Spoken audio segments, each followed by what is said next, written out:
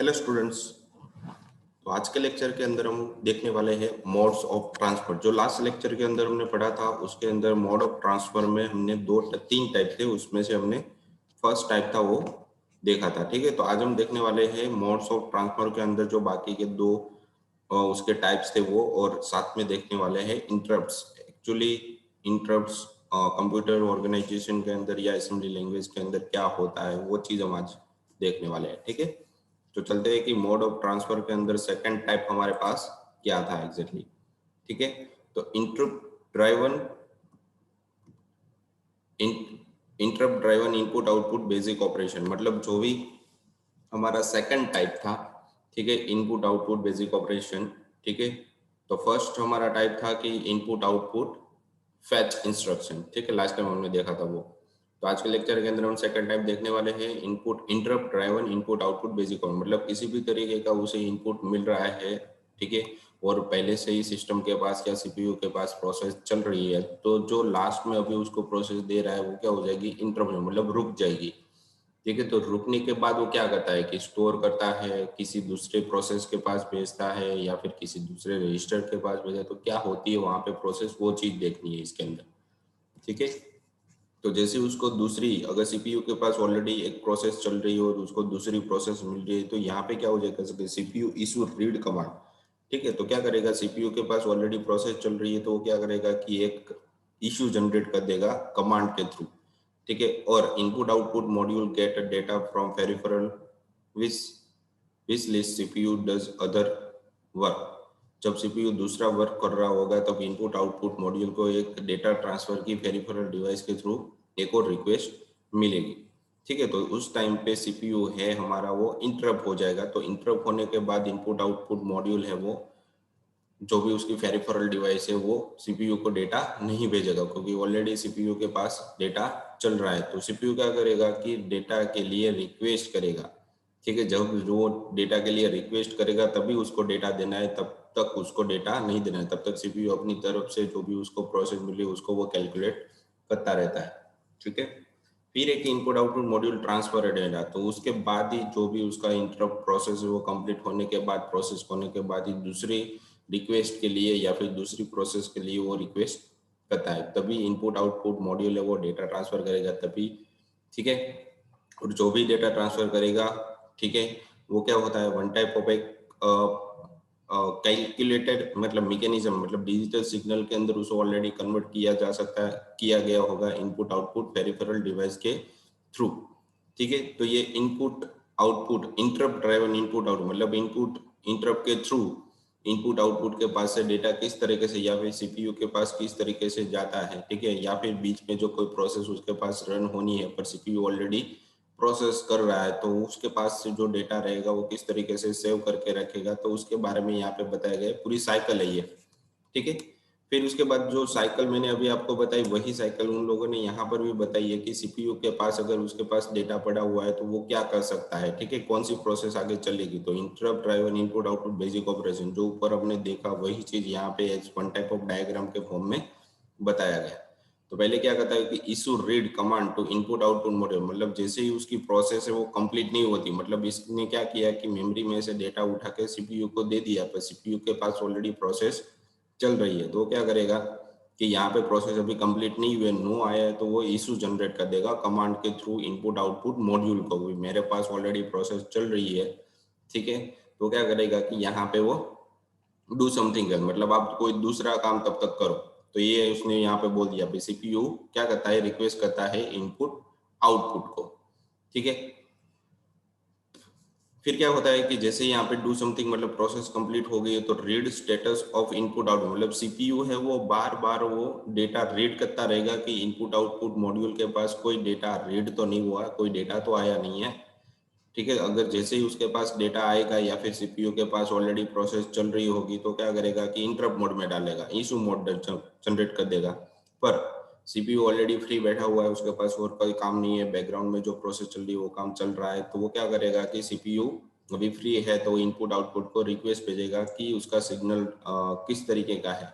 ठीक है, अगर उसके पास स्टेटस सिग्नल होगा, ठीक है, डेटा पास करने के लिए, तो वो क्या करेगा कि ये अपनी तरफ से एक सिग्नल पास करेगा, तो सीपीयू को पता चलेगा कि इनपुट आउटपुट के पास कोई रिक्वेस्ट आई हुई है, ठीक है, तो वो क्या करेगा कि सीपीयू के पास से डेटा या इनपुट आउटपुट के पास से डेटा ले लेगा सीपीयू के पास, फिर वो चेक करेगा कि चेक स्टेटस मतलब स्टेटस क्या है उसका, अगर कोई एरर आ रही हो तो वहां से वो वापस ऊपर चला जाएगा, ठीक है। अगर सही है स्टेटस उसको मिल रहा है तो क्या करेगा, read word from input out मतलब इनपुट आउटपुट मॉड्यूल के थ्रू वो डेटा रीड करना चालू करेगा, मतलब इनपुट आउटपुट में से सीपीयू में डेटा जाएगा, ठीक है। जैसे ही चला गया तो वो क्या करेगा, जो भी उसका कैलकुलेशन हुआ है वो क्या करेगा, सीपीयू में से मेमोरी के अंदर वो डेटा को ट्रांसफर कर देगा, ठीक है। अगर कोई प्रोसेस सही से डन हो गई हो तो डन हो गई है तो क्या करेगा, सीपीयू को अच्छी तरीके से नेक्स्ट इंस्ट्रक्शन के लिए रिक्वेस्ट भेज देगा, तो वापस वो प्रोसेस कहाँ पे जाएगी, रीड स्टेटस इनपुट आउटपुट के पास, ठीक है। तो ये इंटरप्ट होता है, मतलब स्टेटस उसको रीड करना है कि मतलब इनपुट आउटपुट के पास से डेटा आया है कि नहीं आया, इनपुट में से, ठीक है। अगर इनपुट में से कोई डेटा आया हुआ है तो है इनपुट आउटपुट वेरीफाइबल डिवाइस वो स्टोर करके उसको रखता है जब तक सीपीयू उसको आगे नेक्स्ट प्रोसेस के लिए नहीं ले जाता, ठीक है। तो ये इंटरप्ट मतलब इंटरप्ट का सारा काम रहता है कि भाई तुम रुको, मेरे पास कौन सी प्रोसेस अभी चल रही है, तो पुरानी प्रोसेस वो चलने देगा, मतलब नई प्रोसेस वो चालू नहीं करेगा जब तक खत्म नहीं होती नई प्रोसेस, पुरानी प्रोसेस, ठीक है। तो इस तरीके से ये इंटरप्ट मतलब सारी प्रोसेस को हैंडल करता है, चेक करता है कि कौन सी प्रोसेस सीपीयू को देनी है और कौन सी प्रोसेस नहीं देनी है। तो वही उसको शॉर्टकट यहाँ पे लिखा हुआ है सारे डायग्राम के फॉर्म में और वही यहाँ पर डायग्राम के अंदर दिया हुआ है, ठीक है। तो आई होप समझ में आ गए होगा कि किस तरीके से ये सारा कुछ होता है। तो यहाँ पर भी देखो कंडीशन ही यूज होती है, चेक स्टेटस, ठीक है। एरर आ गई है तो आगे कुछ और प्रोसेस में जाएगा, अगर एरर नहीं है तो वो आगे प्रोसेस रीड करना चालू करेगा, ठीक है। तो ये इंटरप्ट आउटपुट बेसिक ऑपरेशन हो गए, ठीक है। तो बेसिक ऑपरेशन के अंदर भी मल्टीपल इंटरप्ट होते हैं क्योंकि उसके सीपीयू हम इनपुट के थ्रू तो एक प्रोसेस तो नहीं देते, बहुत सारी प्रोसेस एक साथ करवाते हैं, तो मल्टीपल इंटरप्ट को भी हमें रखना। तो इस तरीके के बहुत सारे इंटरप्ट हमारे पास रहेंगे। तो ये तो एक इंटरप्ट का फ्लो डायग्राम था, ठीक है। इनपुट उसको किस तरीके से मिलता है, सीपीयू के पास किस तरीके से जाता है, तो इसका एक फ्लो डायग्राम। तो ऐसे बहुत सारे चिप के अंदर इंटरप्ट रखे जाते हैं। तो मल्टीपल यहाँ पे दिए गए मल्टीपल इंटरप्ट, तो each interrupt line has a priority, मतलब जो भी आपकी एक यहाँ पे जो इंटरप्ट मिला है उसकी भी एक प्रायोरिटी रहती है कि कौन सी प्रोसेस मुझे पहले करनी है और कौन सी प्रोसेस बाद में करनी है, ठीक है। तो उसकी भी एक प्रायोरिटी रहती है कि इसको मुझे सीपीयू को कौन सी प्रोसेस पहले देनी है, तो प्रायोरिटी बेस पे सारा कुछ काम होता है। तो each interrupt line has a priority, higher priority line can interrupt lower priority lines, ठीक है। तो यहाँ पे क्या गया है, तो हायर प्रायोरिटी वाली जो भी इंस्ट्रक्शन है वो लो लेवल प्रायोरिटी को रोक के रखता है, मतलब इंटरप्ट करके रखता है, रोक के रखेगा, ठीक है। मतलब हायर प्रायोरिटी के पहले प्रायोरिटी दी जाएगी प्रोसेस होने के लिए।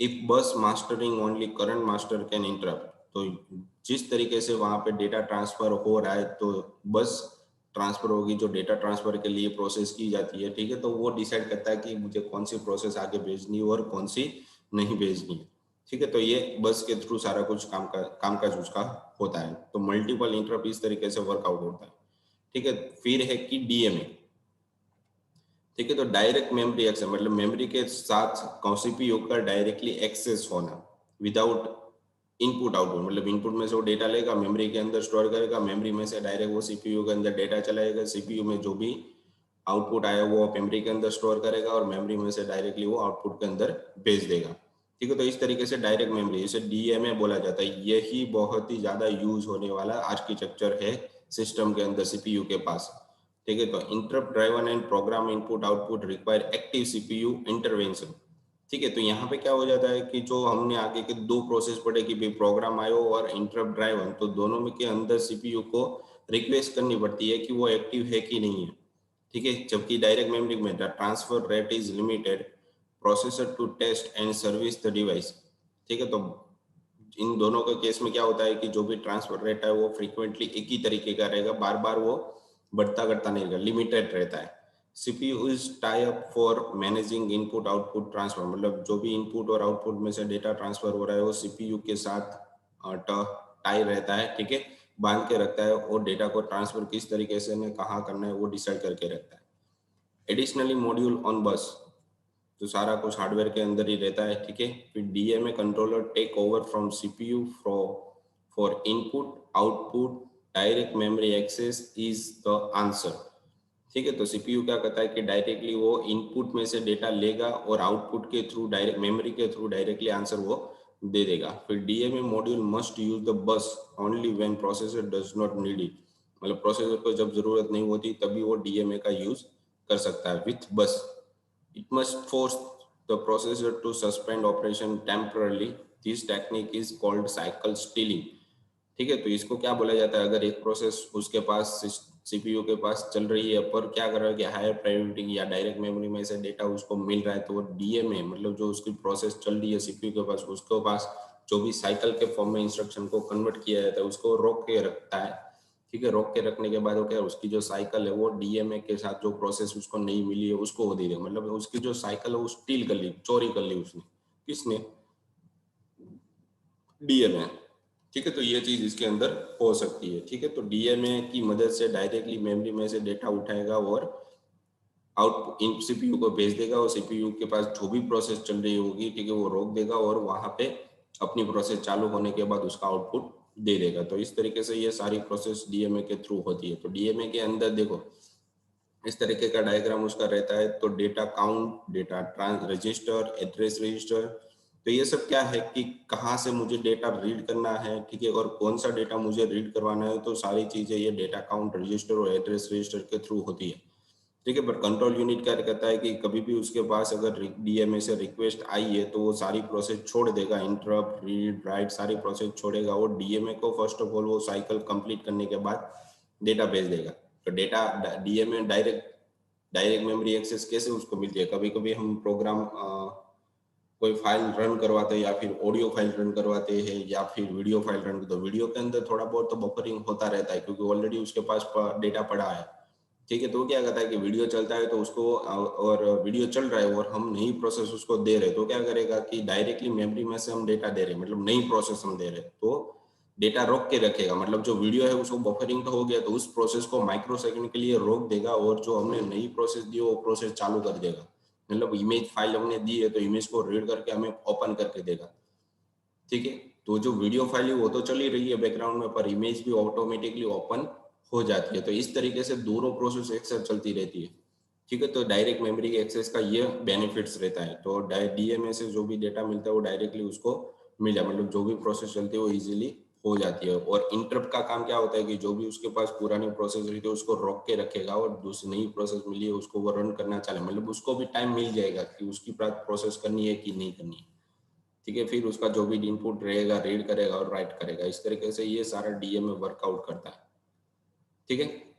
फिर उसकी जो इंटरनली बस है वो सारी चीजें किस तरीके से वर्क करती है वो भी यहाँ पे दिखाई गई है। तो फर्स्ट ऑफ ऑल क्या करेगा, रीड एंड राइट, जो यहाँ पर दिया हुआ है वही चीजें डेटा लेगा और डेटा राइट भी कर सकता है। ठीक है। रीड राइट, डिवाइस एड्रेस, मतलब कौन सी डिवाइस में से मुझे डेटा लेना है, ठीक है, तो उसका भी एड्रेस रजिस्टर उसके पास होता है। Starting address of memory block for data, मतलब डेटा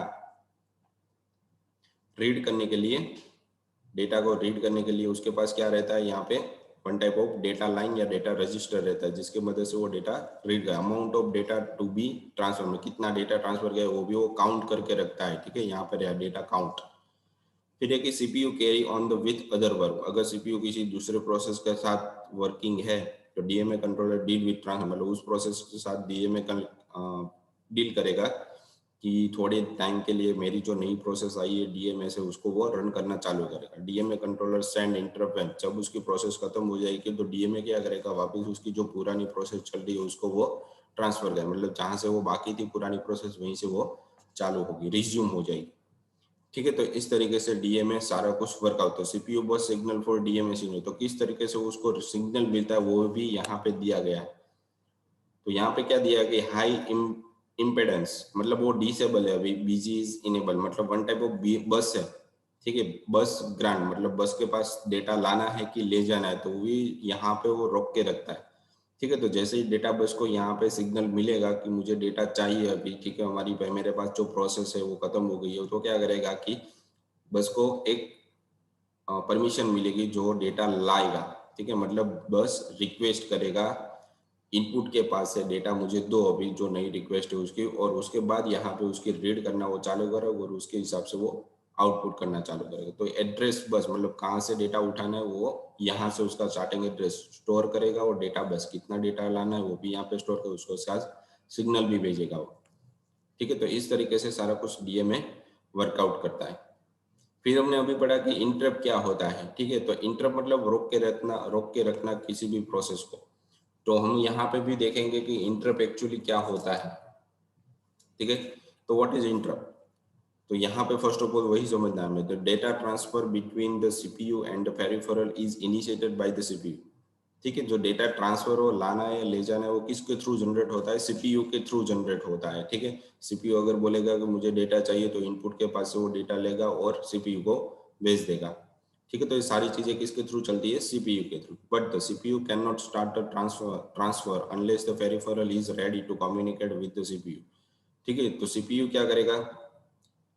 वो जो प्रोसेस उसको मिली है वो रीड करना चालू ही नहीं करेगा जब तक पेरिफेरल डिवाइस वो डेटा ट्रांसफर करने के लिए रेडी नहीं होगा, तब तक वो सीपीयू के साथ कम्युनिकेट नहीं कर सकता। मतलब डेटा ट्रांसफर सीपीयू को नहीं करेगा। तो किस पे ऊपर डिपेंड है? पेरिफेरल इनपुट आउटपुट के डिवाइस। मतलब सीपीयू एक सिग्नल जनरेट करेगा जो पेरिफेरल डिवाइस को मिलेगा, तो पेरिफेरल डिवाइस एक्टिव होगा, वो डेटा रीड करना वो चालू करेगा। डेटा जैसे ही वो रीड करेगा तो रीड करने के बाद एक सिग्नल जनरेट करेगा, वो सीपीयू को भेज देगा। तो सीपीयू ऑटोमेटिकली पेरिफेरल डिवाइस के पास जाएगा और वहां से डेटा या इंस्ट्रक्शन वो रीड करना चालू करेगा। तो इस तरीके से सीपीयू बार बार रिक्वेस्ट करता ही रहता है पेरिफेरल डिवाइस को। फिर है कि when a device is ready to communicate with CPU it generate an interrupt signal. जैसे मैंने अभी आपको बताया कि जैसे ही इनपुट आउटपुट डिवाइस या सीपीयू दोनों कम्युनिकेट के लिए रेडी हो गए तो वन टाइप ऑफ एक इंटरप्ट सिग्नल जनरेट होगा।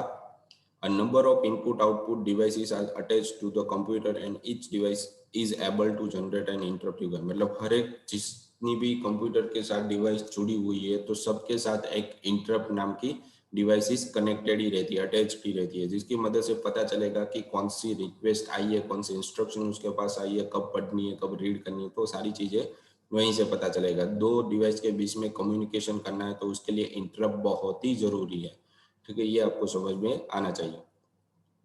The main job of interrupt system is to identify the source of the interrupt. मतलब कहाँ से उस रिक्वेस्ट को मुझे रीड करना है, ठीक है, उसका एक सोर्स जनरेट करके रखता है, आइडेंटिफाई करवाता है, जो वन टाइप ऑफ इंटरप्ट का काम है। There is also a possibility that several devices will request simultaneously for CPU communication। मतलब बहुत सारे जो डिवाइसेस रहते हैं वो डायरेक्टली सीपीयू के साथ बातचीत करने के लिए रेडी रहते हैं।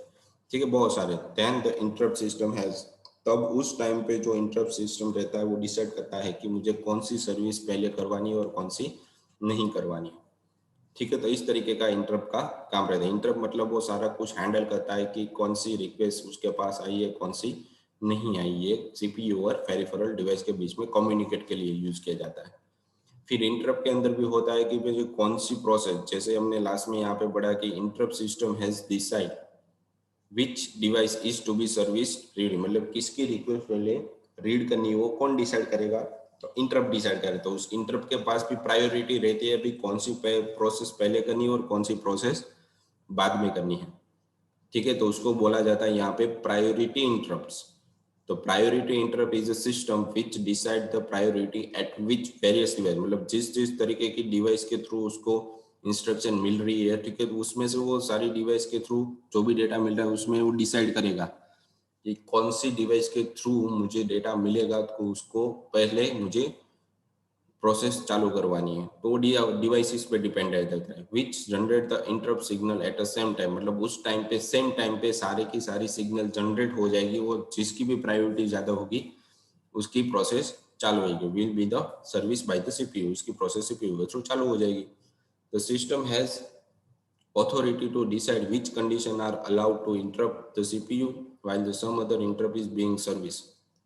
मतलब दूसरी प्रोसेस अगर चल रही है, ठीक है, तो सिस्टम के पास ऑथोरिटी रहती है कि कौन सी प्रोसेस, कौन सी इंटरप्ट उसको सीपीयू के पास भेजनी है या नहीं भेजनी है। ठीक है, तो वो सारी चीजें सिस्टम के थ्रू रहती है।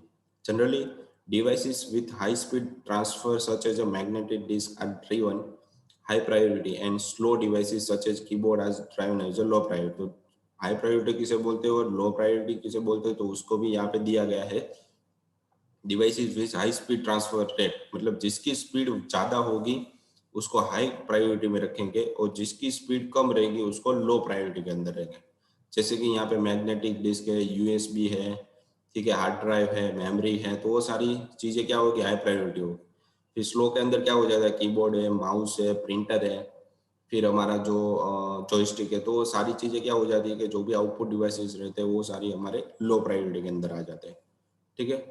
When two or more devices interrupt the computer simultaneously, the computer service with the device which with the higher priority first, मतलब हर चीज की भी हाई प्रायोरिटी ज्यादा होगी। इन दोनों के बीच में जो भी हमने ऊपर देखा कि कौन सी किसकी प्रायोरिटी ज्यादा होती है और किसकी कम रहती है, तो उसके अंदर हमने देखा कि भाई मैग्नेटिक डिस्क, यूएसबी, ठीक है, तो उसकी प्रायोरिटी सबसे ज़्यादा रहती है और कीबोर्ड की प्रायोरिटी सबसे कम रहती है, या फिर आउटपुट डिवाइस की। तो उसके थ्रू ये जो सर्विस है वो डिसाइड करता है कि कौन सी प्रोसेस अभी पहले करनी है। फिर उसके अंदर भी टाइप्स ऑफ इंटरप्ट बहुत सारे, यहाँ पे दो टाइप, तो इंटरप्ट है उसके अंदर भी दो अलग अलग, हार्डवेयर के अंदर भी इंटरप्ट आ सकता है या फिर सॉफ्टवेयर के अंदर भी इंटरप्ट आ सकता है। तो उसको भी प्रायोरिटी के अंदर डिवाइड किया गया है कि the priority of simultaneous interrupt can be establish इधर बाय सॉफ्टवेयर मेथड और हार्डवेयर मेथड। मतलब जो भी इंटरप्ट जनरेट होती है वो दो तरीके की होती है, एक तो सॉफ्टवेयर इंटरप्ट हो गया और दूसरा हो गया हार्डवेयर इंटरप्ट, ठीक है। The software method which give priority to simultaneously interrupt is polling, मतलब सॉफ्टवेयर के थ्रू जो भी उसको रिक्वेस्ट मिलती है उसको बोला जाता है polling. And the hardware method which gives priority to simultaneously interrupt is daisy chaining priority, मतलब दो पार्ट के अंदर उसको कन्वर्ट किया गया है। सॉफ्टवेयर की इंटरप्ट प्रायोरिटी है और वो हार्डवेयर की भी प्रायोरिटी है, ठीक है। तो सॉफ्टवेयर की जो भी प्रायोरिटी उसे बोला जाता है पुलिंग और जो हार्डवेयर की प्रायोरिटी उसे बोला जाता है डेजी चेनिंग, ठीक है। तो इन दोनों में से कोई भी अभी के टाइम पे हमारी इंटरप्ट चलती रहती है। तो उसमें से हम देखेंगे कि पुलिंग क्या होती है। तो polling is the software method of establishing priority of simultaneously interrupt, मतलब पुलिंग वन टाइप ऑफ एक एल्गोरिदम है जिसकी मदद से कौन सी सॉफ्टवेयर में से कोई भी डेटा उसको मिला है तो उसमें से भी कौन सी प्रोसेस पहले करनी है वो डिसाइड करने के लिए पुलिंग एल्गोरिदम का यूज किया जाता है। In this method when the processor detect an interrupt, it branches to an interrupt service routine whose job is to pull each input output module to determine which module caused the interrupt, ठीक है। जो भी input output के through जो भी data उसको या फिर जो भी जॉब है, जॉब मतलब वन टाइप ऑफ इंस्ट्रक्शन ही रहती है जो पुल करती है इनपुट आउटपुट मॉड्यूल में से, वो डिसाइड करती है कि कौन सी प्रोसेस मुझे पहले इंटरप्ट करवानी, मतलब कौन सी प्रोसेस मुझे स्टार्टिंग में करवानी है। This is very simple method of establishing priority of simultaneously interrupt, मतलब जो भी एक साथ बहुत सारी इंटरप्ट आ रही है तो उसमें से कौन सी प्रोसेस मुझे पहले प्रायोरिटी पे रखनी है वो डिसाइड कर देता है। But disadvantage of the pulling is that it is very time consume, मतलब बहुत ही टाइम वो कंज्यूम करता है। तो सॉफ्टवेयर के अंदर एक ही प्रॉब्लम है कि टाइम ज्यादा कंज्यूम करता है, ठीक है, और जो भी उसकी प्रोसेस है वो पुलिंग मेथड एल्गोरिदम के थ्रू होती रहती है। फिर है कि हार्डवेयर के थ्रू, ठीक है, हार्डवेयर के थ्रू इंटरप्ट को किस तरीके से हैंडल किया जाता है, तो वो भी हार्ड डेजी चेनिंग भी वन टाइप ऑफ एक एल्गोरिदम ही है, ठीक है। तो Daisy चेनिंग method of establishing a priority on interrupt source uses the hardware, मतलब जो भी उसके हार्डवेयर के सोर्सेज रहते हैं उसको वो यूज करता है, ठीक है। तो hardware means the establishing a priority, ठीक है। तो इसके अंदर भी हार्डवेयर के पास भी प्रायोरिटी एस्टैब्लिश होती है। In this method all the device whether they are interrupt source और नॉट, मतलब सोर्स के थ्रू इंटरप्ट हुई है कि नहीं हुई, कनेक्टेड इन सीरियल मैनर, मतलब वो एक साथ सीरियल मैनर के साथ, मतलब एक के बाद सारा डेटा कनेक्टेड रहता है। Means the device with highest priority is placed in the first position, मतलब जिसकी प्रायोरिटी, जिस डिवाइस की प्रायोरिटी सबसे ज्यादा रहेगी उसकी इंस्ट्रक्शन पहले रीड होगी, which is follow by the lowest priority, मतलब जो भी उसकी डिवाइस एक के बाद एक सारी एक दूसरे के साथ कनेक्टेड रहती है तो उसमें से भी किस डिवाइस की प्रायोरिटी इंस्ट्रक्शन रीड करने के लिए ज्यादा है वही रीड करा, तो उसी मैटर में सारा कुछ चलता रहता है, ठीक है। उसे यहाँ पे बोला जाता है डीजी चेनिंग प्रायोरिटी। तो जैसे ही हमारा लेक्चर यहाँ पे खत्म हो रहा है तो यहाँ पे आपको 3 क्वेश्चन दिए गए जो आपको सबमिट करवाने रहेंगे, ठीक है। तो आज के लेक्चर के लिए इतना ही था, ठीक है। हमने ज़्यादातर क्या पढ़ा कि जो भी इंस्ट्रक्शन उसको मिल रही है वो किस एल्गोरिदम के थ्रू चल रही है, उसके अंदर भी हमने देखा कि प्रायोरिटी इंटरप्ट क्या होता है। प्रायोरिटी इंटरप्ट के भी अंदर पूलिंग हार्डवेयर और सॉफ्टवेयर के भी अलग अलग एल्गोरिदम दिए गए थे। फिर मोड ऑफ ट्रांसफर किस तरीके से होता है, वो सारी चीज़ें हमने आज के लेक्चर के अंदर देखी, ठीक है। तो आज के लेक्चर के लिए इतना ही था। Thank you.